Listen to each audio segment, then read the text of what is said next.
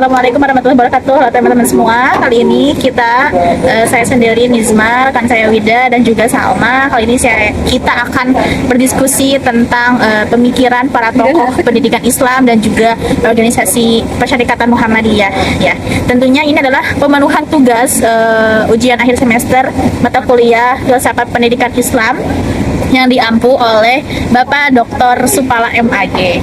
Semoga kalian dapat insight dan juga dapat manfaat dari video kami. Assalamualaikum warahmatullahi wabarakatuh. Selamat menonton.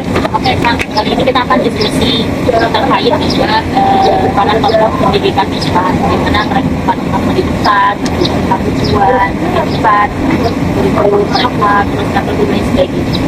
Coba kalau misalkan hari ini akan sebagai pemandu dan bagaimana? Ini ya, sekarang dia kita lebih menarik walaupun memang sebentar ya ini deh, cuman ya kita usahakan. Oke, yang pertama mungkin kita coba bedah dari tokoh-tokohnya. Jadi itu sistemnya itu ataupun itu bikin kurikulum dan lain sebagainya itu seperti apa? Mungkin coba dari teman-teman kita coba diskusi gitu sama mau dari siapa ini perihal babris dulu ataupun kurikulum dan lain sebagainya. Nanti seperti apa pemikiran mereka dulu. Nanti kita bedah satu persatu. Boleh deh, yang kita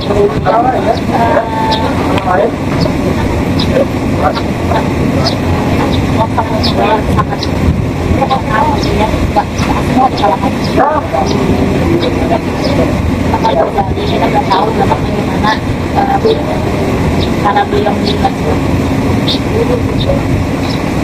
Imam Al-Ghazali itu ketika memandang pendidikan itu sebagai faktor ilah itu mendekatkan diri kepada Allah, kepada apa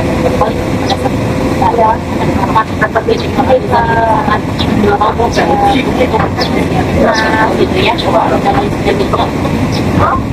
supaya misalkan dididik tidak hanya mendapatkan sebuah ilmu itu sebagai jalan atau jembatan untuk menghargai ke dunia ujar, tapi beliau mengedepankan tentang bagaimana satu itu dapat menunjukkan pada sang penciptaan. Kita ada jadi lagi kita coba bedah. Saya katakan kalau tadi Imam Al-Ghazali itu gimana caranya si pendidikan ini mengajarkan hanya lebih kita sebagai umat muslim itu condong untuk mempelajari ilmu tentang keagamaan ataupun kerohanian ataupun keislaman, namun tidak meninggalkan ilmu-ilmu yang seperti kayak sains ataupun ilmu-ilmu yang umum gitu, keduniawian lah kalau bahasa kita sehari-hari gitu. Itu mungkin sebetulnya coba deh kita urutkan lagi. Tadi kan ada Imam Al-Ghazali ya, coba deh dari tokoh-tokoh yang lain deh, nanti kita sambungkan ke tokoh Muhammadiyah seperti apa sih Muhammad. Kalau misalkan dari pemikiran di kota Sopak itu kemudian Imam Al-Sopak gitu. Nah, kalau misalkan Imam Al-Sopak itu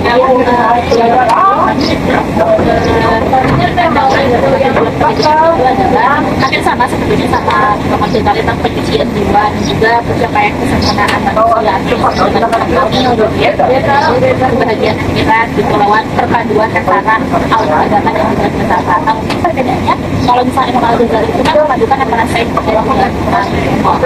Tapi kalau misalkan Imam Al-Sopak ini beliau lebih memadukan antara agama dan juga filsafat. Karena dulu kan atau mungkin kita juga sekarang tahu ya gitu ya, masih banyak juga gitu ya di kalangan masyarakat yang memandang bahwa filsafat itu menyesatkan gitu dan sebagainya. Tapi menurut dia gitu ya, pendidikan itu perlu adanya pola pikir kefilsafatan gitu untuk memadukan antara filsafat dan agama dan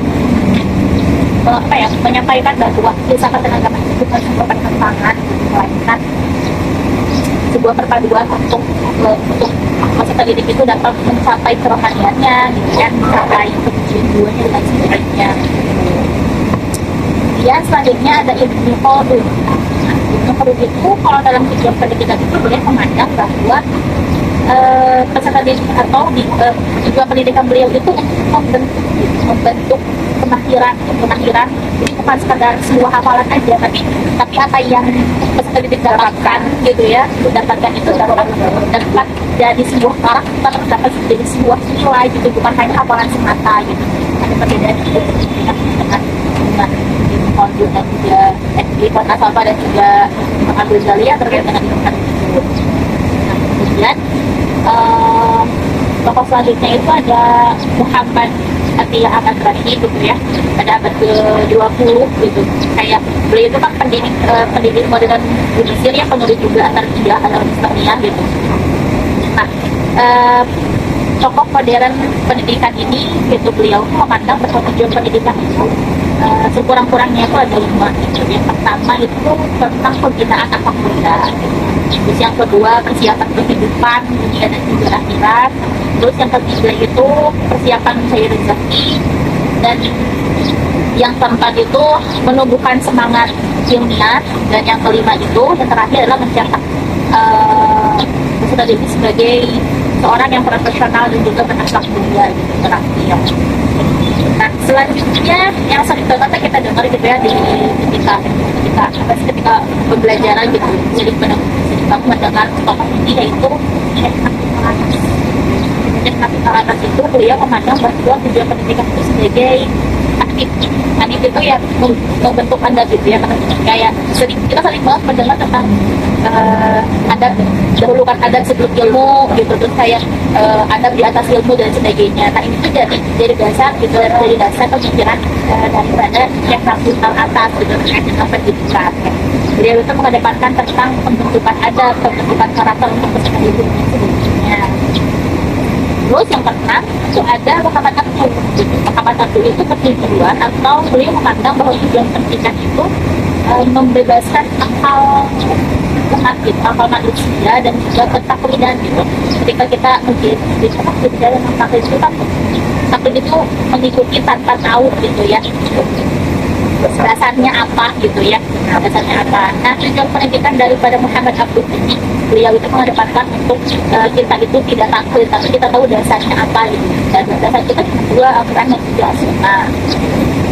Nah, yang terakhir mungkin tentang kita akan mengulas sedikit tentang ini, pemikiran Kiai Haji Ahmad Dahlan tentang tujuan pendidikan gitu ya, pemikiran pendidikan Muhammadiyah. Nah, dari sini kita bisa tahu gitu terkait dengan tujuan pendidikan Muhammadiyah sendiri adalah mencetak manusia muslim yang berakhlak mulia, cakap, sayang diri, gitu ya, cinta tanah air dan juga bagi agama dan masyarakat. Itu kita bisa lihat bagaimana Muhammadiyah dengan pendidikan segala macam kita gitu ya, yang tersebar di seluruh penjuru Indonesia, bahkan gitu ya, kemarin saja saya melihat bahwa Bapak Kepala gitu datang ke Papua untuk ke itulah kaum gitu ya, di universitas yang ada di Papua. Itu kan menunjukkan bahwa Muhammadiyah itu sudah meluas gitu ya di seluruh Indonesia, tidak hanya di sini saja, tetapi sudah di pelosok-pelosok yang memang sering terdengar bahwa Papua itu minim pendidikannya gitu. Tapi Muhammadiyah hadir sampai di sana. Mungkin ya cuma sedikit pemikiran tokoh-tokoh pendidikan Islam yang juga menjadi ya Muhammadiyah gitu ya, terkait dengan tujuan pendidikan. Oke, coba kita bedah dari pemikiran ini kita jadi satu kesimpulan, apakah bisa disinergikan gitu antara tokoh-tokoh ini kan? Yang pertama mungkin dari siapa tadi Imam Al-Ghazali itu mencoba untuk menyatukan ilmu agama dan ilmu umum atau yang kita sebut sains. Mungkin di beberapa waktu ini coba teman-teman perhatikan di pendidikan, terkadang ada dikotomi antara ilmu pendidikan, ilmu agama dan ilmu sains. Maka kalau kita boleh runut lagi nih, tidak apa-apa. Kita ngalir aja ngalir itu guys. Coba kita runutkan lagi dari kejayaan Islam dulu. Bahkan kejayaan Kristen dulu itu sebenarnya kisahnya itu hampir sama dengan kejayaan Islam. Dulu itu masyarakat yang benar-benar maju ataupun orang-orang yang Islam yang benar-benar maju itu mencoba membuat suatu pemikiran-pemikiran yang didasari agama yang alasannya perangkat sunnah. Tahu teman-teman, aku lupa tokohnya itu yang nemu bukan ratingnya ya, Al-Jabar deh. Al-Jabar kan tokohnya Islam itu Al-Khawarizmi. Terus ya, teman-teman yang nemu ilmu medis tentang mata, yang kedokteran di sini ada. Terus ada juga yang tentang retina dan lain sebagainya, mata itu yang sekarang jadi optik kamera itu kan ada, so itu tokoh Islam. Ada deh pokoknya itulah. Itu kan mencoba untuk mengkombin atau menyatukan ilmu agama dengan sains. Karena kalau kata Pak Arifin Rahman itu Dr. Tabu, bahwasannya ilmu Al-Quran itu merupakan ilmu sains yang belum pernah ditemukan oleh manusia. Jadi bisa jadi Al-Quran itu menjadi landasan bagi ilmu sains. Oke. Itu kan. Coba deh teman-teman bayangkan, dari teman-teman tahu kan yang terbelah laut itu? Iya. Kan laut ada dua bagian tuh, ada yang bagian pokoknya si airnya itu beda, ada yang air biru, ada yang air putih. Oh, jadi gak bisa nyatu. Gak bisa nyatu kan, ada kan? Iya, tetap ada garisnya ya. Ada garis itu yang putih kan? Itu kan pernah lihat, dan itu udah dibahas di Al-Quran gitu. Itu udah ada. Itu kan sebenarnya yang bisa dibahas oleh sains kan. Oh itu kenapa? Mungkin tingkat kadar kadar garam itu berbeda sehingga seperti itu antara Samudra Hindia dan Samudra Pasifik kalau itu kan berbeda. Cuman itu kan bisa nyatu. Itu dibahas di Al-Quran dari 1400 tahun yang lalu. Nabi Muhammad SAW diberikan hidayah.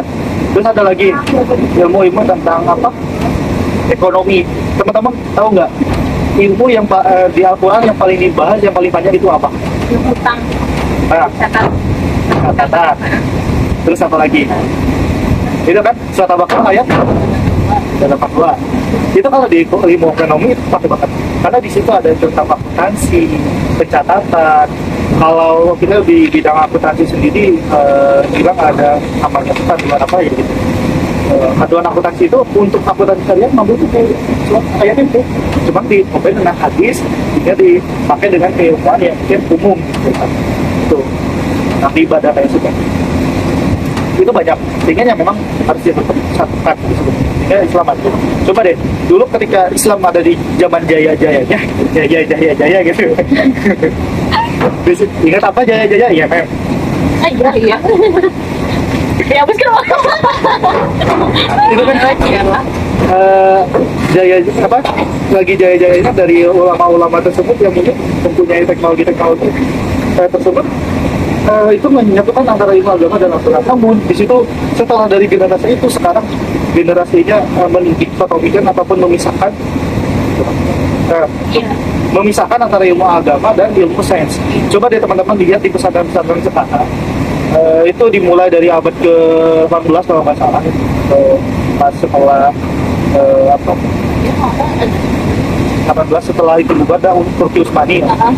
Di situ kan mencoba untuk memisahkan antara ilmu agama dan ilmu sains, sehingga ada pemikiran-pemikiran ngapain belajar matematika, ngapain belajar itu bukan ilmu agama, nggak akan mengantarkan ke surga. Sehingga yang dipelajari sekarang di pondok-pondok sekarang itu, tapi alhamdulillah sekarang udah bergerak, dan belajarnya tidak bisa terlibat dan lain sebagainya. Ilmu sainsnya tinggalin gitu kan, sehingga Islam sekarang itu berkemunduran bukan berkemajuan. Karena sebaliknya kayak ada pesantren yang mendahulukan ilmu sains tapi meninggalkan ilmu agama. Gitu. Jadinya kayak ada jurang kemusakan. Ada di kota ini.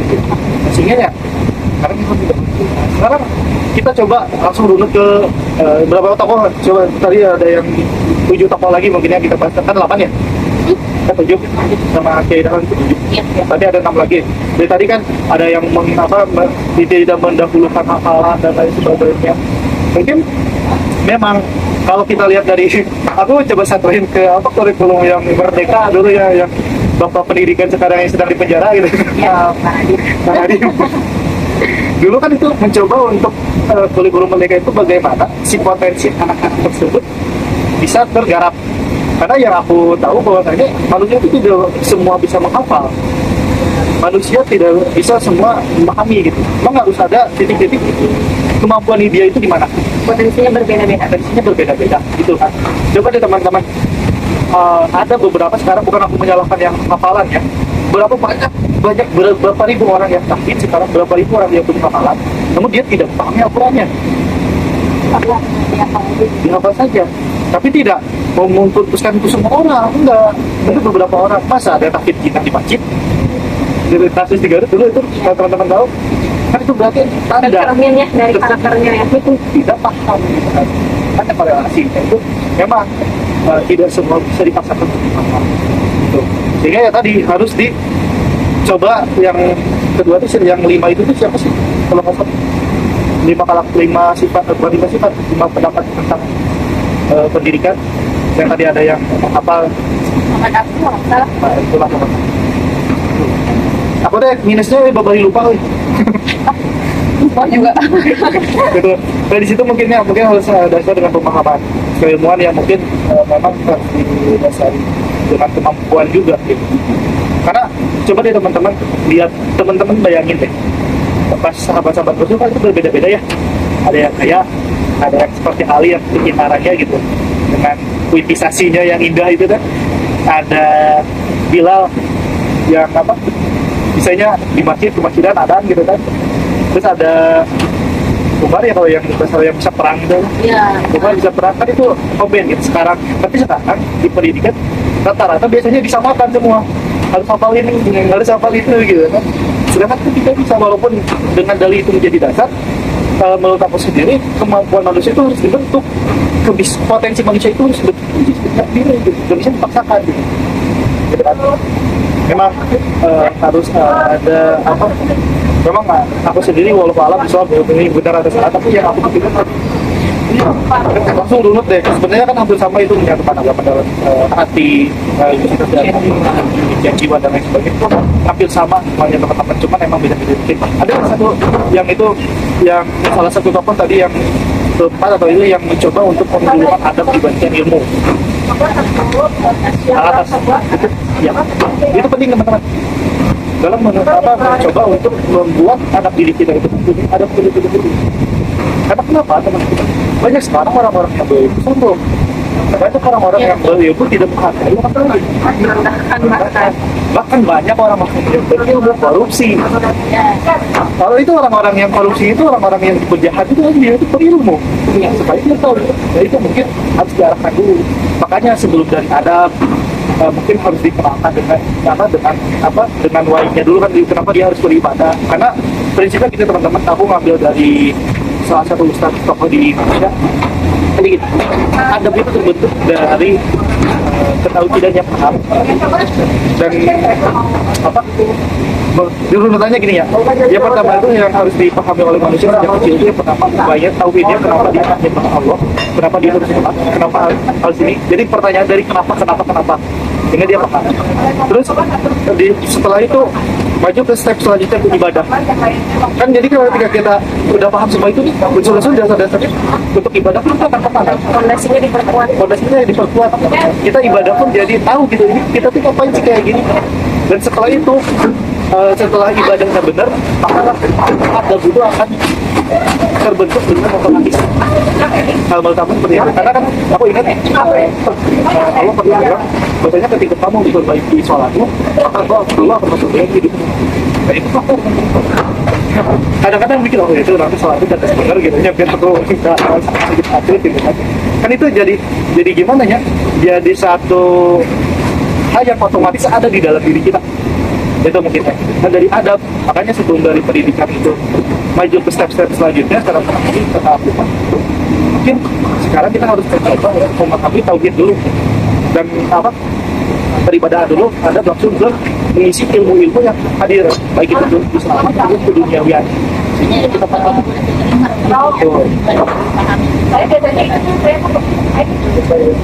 Terus kita sambungkan dari tadi pemikiran tadi ke Kiai Dahlan. Kiai Dahlan ada satu teman-teman yang ketinggalan. Kiai Dahlan itu mencoba untuk menyatukan antara akal dan hati. Jadi kan tadi akal kita memikirkan itu habis siapa sih dan lain sebagainya kan. Kadang-kadang coba teman-teman perhatikan ketika kita masuk kuliah supaya nih memikir tentang filsafat Tuhan gitu. Wah, Tuhan itu yang ada tidak, bentuk dan Tuhan itu di mana, di atas atau di mana kan sebenarnya perdebatan akal dan hati. Setelah benar-benar Tuhan itu wajib hatinya, maka kita tuh mencoba untuk kita tuh punya Tuhan, kita tuh tahu Tuhan dan kita tuh harus apa yang harus kita lakukan dengan kiai dakwah, dengan apa, dengan pikirannya, dengan hatinya coba untuk menolong orang lain. Coba deh, organisasi Muhammadiyah tidak akan semodern ini kalau tidak dilandasi ilmu yang matang dan kehidupan. Ini sistem bermanfaatan seperti apa? Coba deh, teman-teman sudah salah satu surat yang pendek tuh ini ya kurang al-ma'un, tapi gerakannya bisa sampai seperti ini. Hitung teman-teman lainnya sekarang 170 lebih kampus yang ada dulu PTIM, perguruan tinggi Muhammadiyah dan lainnya PT itulah pokoknya PTMA perguruan tinggi Muhammadiyah dan Aisyah ada 170 lebih gitu. Sedangkan negara kita cuma punya 180 berapa atau 160 gitu dulu. Itu yang negeri. Universitas. Berarti yang seimbang dong antara Muhammadiyah dengan negara. Sehingga itulah jadi salah satu kemajuan yang mungkin bahkan Ustadz Felix Young pernah bilang ini, kalau misalnya Indonesia nggak bisa ngurus universitas yang ada di Indonesia, kenapa nggak diserahin aja ke Muhammadiyah gitu kan? Karena dulu pernah ada kasus-kasus tentang universitas lah, tahun berapa gitu, itu pernah ramai tahun 2024 atau 2025. Terus dari teologi Al-Ma'un memberikan kebermanfaatan, yang pertama kesehatan, sosial, pendidikan. Dari sosialnya deh, coba lihat teman-teman ada Jismu, ada lembaga-lembaga anti asuhan, anak yatim dan lain sebagainya. Terus juga dari dari segi kesehatannya banyak rumah sakit itu udah ratusan rumah sakit yang ada di Indonesia. Bandung juga ada dua, RSFB, RSBS iya bukan nama itu ada dua udah berkemajuan gitu. Sehingga memang tadi kita mau bagi ketika benar-benar mengkaji dalam itu mengkaji amal itu kayak dalam beberapa tahun loh. Satu surat itu saja. Kenapa belajar ini, belajar ini? Ya keidahan tanyakan sudah apa yang kamu lakukan setelah kamu belajar surat ini. Terus kita itu sudah terlalu melebar, kita ke pendidikan. Keidahan mencoba untuk memberikan pendidikan yang lebih modern. Itu kayak keidahan kan dulu dibentuk sebuah kelas yang ada meja-mejanya. Dulu kalau pernah teman-teman lihat di filmnya gitu ya,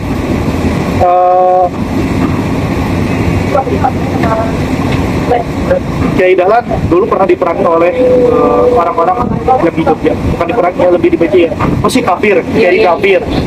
Terus pernah didatangi oleh Kiai siapa gitu ya, kamu kenapa diajak dialog, kenapa gini, mau dia ini buatan kafir dan lain sebagainya.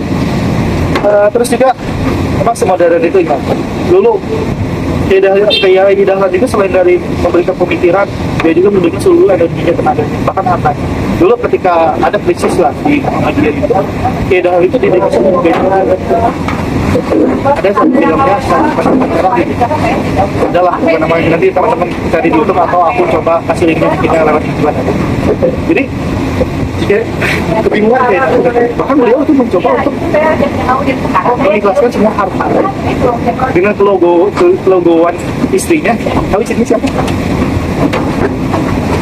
Gimana? Kalau itu udah berat ya, kalau suami apa sih gitu, harta kita punya sedikit dijual gitu. Berat itu. Dilelang semuanya. Demi menggaji itu ya. Demi dulu. Tapi itu darulahnya memang karena niat yang baik.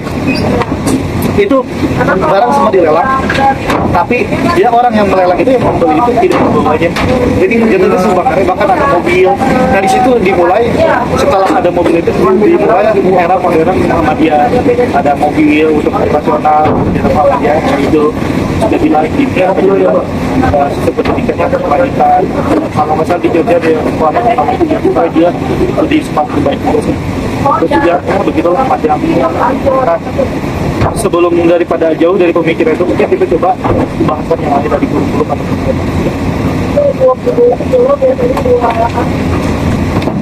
Sekarang mungkin kita bahas yang pertama tadi Al-Ghazali ya,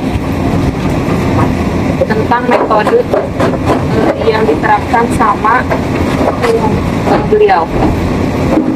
Nah, beliau ini menerapkan metode keteladanan, pembiasaan, dan juga nasihat lembut. Kemudian pembelajaran juga bertahap dari mulai bertahap sesuai usia. Kemudian tokoh yang kedua itu Ikhwan As-Sofa. Beliau ini menekankan metode diskusi atau halakoh ya, halakoh untuk metodenya yang beliau gunakan. Nah, kalau dari Ibnu Khaldun itu beliau menekankan tikrar atau pengulangan hafalan ya tadi ya, hafalan pengulangan di dalam metode pembelajarannya.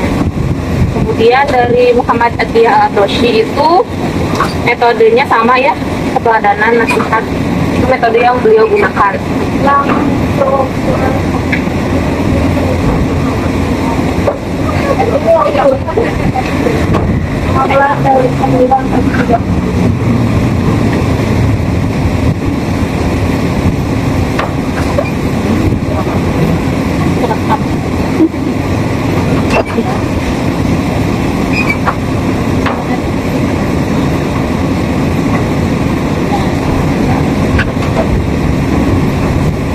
Terus tokoh yang selanjutnya Al-Atas itu menggunakan metode adabiyah tadi, menekankan takdib di dalam metode pembelajaran. Jadi menekankan bahwa adab itu lebih awal daripada ilmu itu sendiri, ditekankan fondasi adab.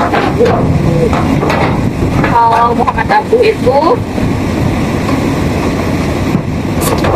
metodenya menggunakan ijtihad, jadi memahami ajaran dari seluruh berbagai perkembangan zaman. Nah, kemudian dari Kiai Ahmad Dahlan menggunakan sistem yang modern, yang mengadopsi model-model metodenya dari sekolah yang barat lalu dimasukkan ke pendidikan Islam. itu kan sebenarnya metode-metode mendidik orang manusia yang ada di Banyak ya. banyak mungkin banyak metode-metode yang mungkin memang harus ada gitu. Tidak semua orang masuk ke metode yang satu. Jadi tadi kan ada metode ada yang metode pemahaman, ada yang metode diskusi. Kita yang lakukan hari ini lah metode diskusi. Yang metode apa? Kayak bukan fleksibel gitu, kayak menyesuaikan zaman. Ada yang metode mungkin mengikuti metode yang orang barat lakukan, teknologi ya, kalau dari kemudian juga ada yang lain.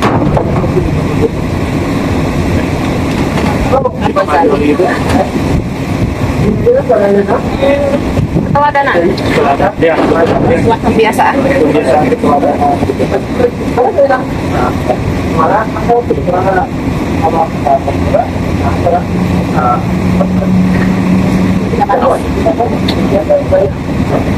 Aku pakai tablet. Ini Kak, Itu tadi ya metode sebenarnya kalau aku lihat di pendidikan aku metode itu sama di aplikasi.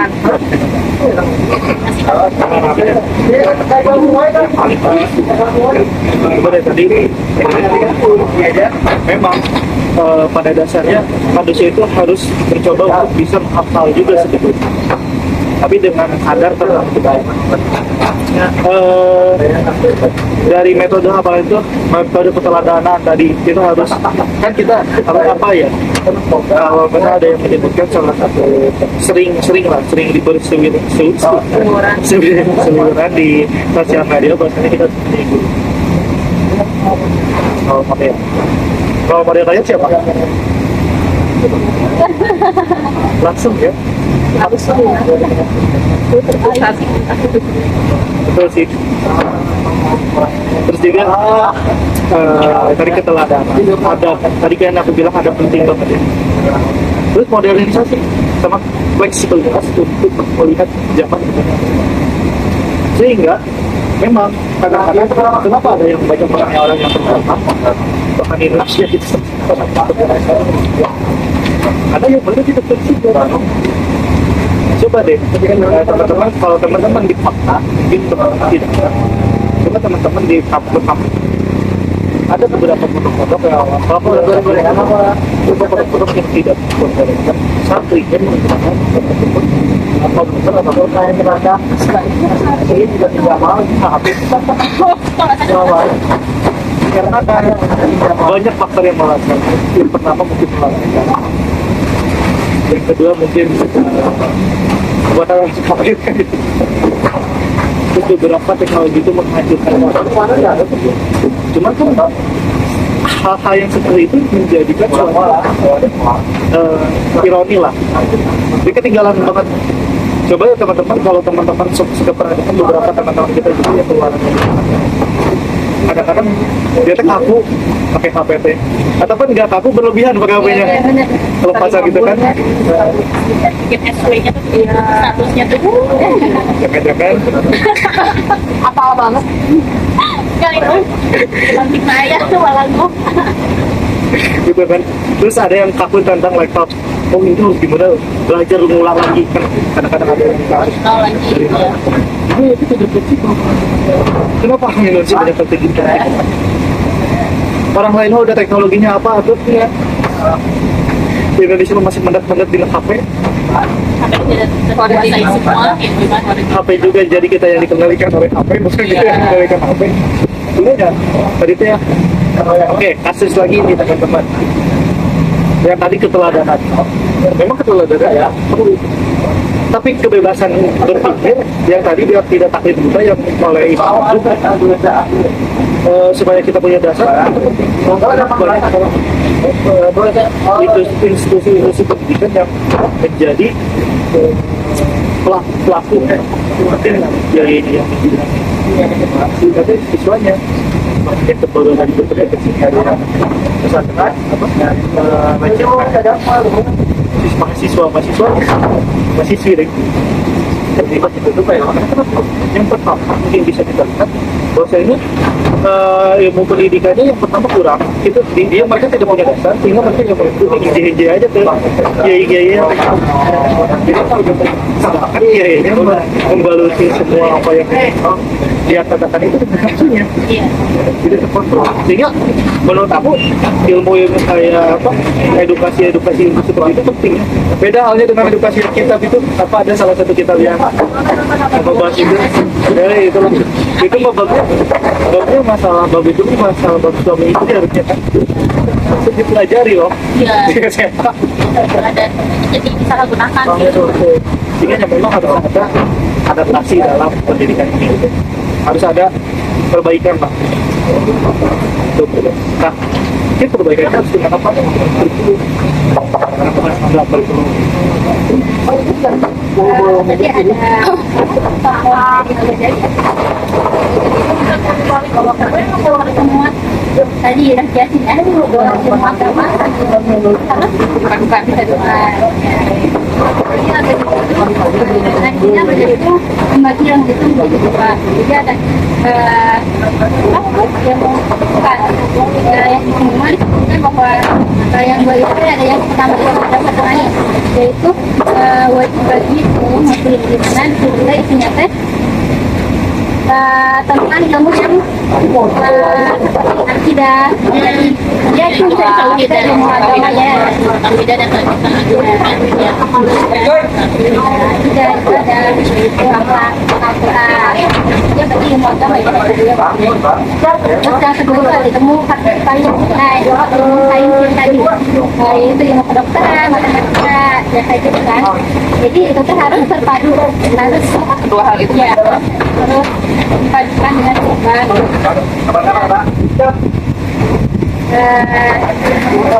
yang kedua itu ada apa? Kiai Haji Ahmad Dahlan, itu nggak untuk ya aku. Kiai Ahmad Dahlan itu memandang bahwa kurikulum itu harus hampir sama sih, sama kayak apa? Imam Al-Ghazali ya, mengintegrasikan ilmu umum sama ilmu agama. Nah, dan juga pendidikan itu perlu mengikuti perkembangan zaman, seperti diharuskannya di teknologi kayak tadi deh, dan saya apa tuh? Ilmu teknologi terus apa? Dan sebagainya. Kemajuan intinya. Perkembangan zaman. Nah, lalu ada di sini ada Syekh Muhammad Nafis Al-Abbas. Kurikulum itu dipandang harus berlandaskan pandangan hidup Islam dengan menjadikan adab itu sebagai inti adab tadi ya. Jadi di apa sih? Difokuskannya pada ta'dib tadi itu. Semua pada pembelajaran itu perlu diarahkan pada pembentukan manusia yang beradab sehingga tidak menjadi pemisahan antara ilmu agama dan ilmu umum. Mungkin yang saya tahu cari tahunya kayak gitu yang tiga itu aja kan nggak semuanya ya. Ya itu memang ya kurikulum itu tapi nggak sama, cuma harusnya bisa dikolaborasikan. Sebenarnya dari Muhammad Abdul ya dari pertama Muhammad Abdul dan Kiai Dahlan hampir mirip, mencoba untuk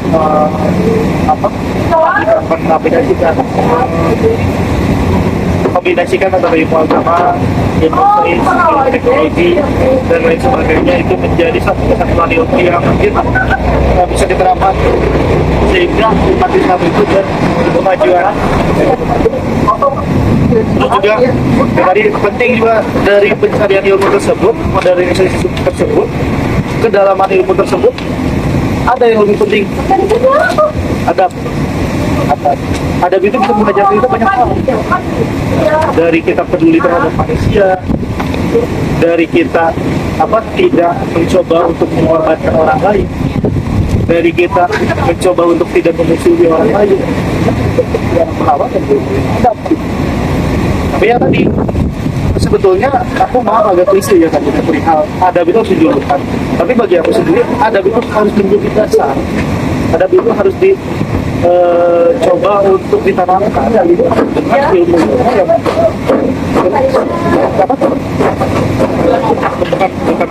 tapi berbarengan dipelajarinya gitu. Jadi kita juga memang selain harus ditanami dengan terlebih dahulu, harus juga belajar ilmu yang supaya kita juga tidak tertinggal. Terus yang juga setelah kita mempelajari adab kan mau beres-beres sampai kapan harus terus kan kalau ada biasanya kebiasaan yang dilakukan secara terus-menerus dan dihasilkan dari peribadahan itu mungkin harus dilanjutkan sambil kita mencari ilmu yang lain. Karena kenapa? Mungkin satu hal saja ataupun satu saat saja ketika kita mencari ilmu yang sangat mendalam tapi kita meninggalkan adab akan percuma juga, akan hilang. Dan akan percuma ya. Dari yang percuma tapi akan hilang. Jadi hafalan ini kalau tinggal di bawah akan hilang. Dan ada pun kalau misalnya tidak dilakukan nanti tidak terus. Ya mungkin kesimpulan dari diskusi hari ini gitu ya, karena ini sudah harus jam 11. Jadi intinya cara mendidik itu mungkin harus diambil dari sudut pandang beberapa tokoh dan diambil disatukan menjadi kurikulum bagaimana cara pendidikan itu bisa menjadi suatu hal yang perlu diperjuangkan. Kita tidak mampu dengan hal yang sifatnya terdahulu gitu ataupun yang bisa jadi tertinggal. Terus juga kita bisa fleksibel dalam mencoba untuk menghadirkan sistem atau kurikulum keilmuan yang bisa kita berikan terhadap penerus generasi umat. Ya itu. Karena teman-teman jika umat ini tumpul, ilmunya tidak bisa berguna untuk mereka, ya maka akan hancur Pak. Sehingga memang salah satu kebangkitan Islam itu kalau menurut aku sendiri yang pertama dari perempuannya, yang pertama itu, yang kedua dari pendidikan. Tapi tetap teman-teman, pendidikan pertama itu dari seorang ibu yang bisa mendidik anaknya. Karena kan pembentukan karakter itu, kalau kata teman-teman di pendidikan itu, era gold itu apa sih? Masa pembahasan anak itu dimulai dari 0 tahun, golden age, sampai menurut Anda? 5 tahun. Jadi situ pembentukan karakter, pembentukan adab itu. Sehingga yang memang itu harus diterapkan sejak awal. Pemahaman tentang ketuhanan pun harus dikenalkan dengan Tuhan. Dan masalah adab itu ketuhanan, kalau menurut aku sendiri itu bisa berselaras itu langsung. Tapi kan sekarang pendidikan kalistung, pengajarannya benar bisa baca. Mereka tidak ada yang jadi kenapa kita harus sholat? Itu bagaimana teman-teman kurang lebih yang bisa kita sampaikan dari hal baru baik bagi saya gitu. Mohon maaf bila ada kekurangan karena saya masih pakai ilmu jauh. Apalagi mungkin harus banyak lah tokoh-tokoh, tapi mungkin ini bisa jadi hal-hal yang mungkin bisa kepada kita. Satu mungkin kata-kata untuk hari ini, teruslah berjuang karena kita orang-orang yang berjuang terus mencari ilmu. Ya mungkin kita ajarkan di generasi kita pelajari.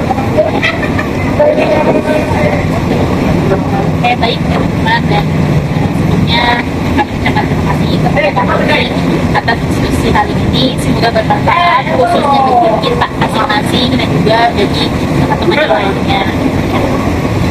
Perlu diperhatikan bahwa pendidikan itu bukan hanya sekedar transfer ilmu, melainkan bagaimana esensi yang paling utama dalam pendidikan itu sebuah ketauhidan, akan bagaimana nanti kita menjalani kehidupan yang secara oke. Alhamdulillah setelah berakhir hari ini kita baca hamdalah bersama-sama dan doakan para penulis. Alhamdulillah rabbil alamin, subhanakallahumma wa bihamdika, la ilaha illa anta, astaghfiruka wa atubu ilaik. Assalamualaikum warahmatullahi wabarakatuh.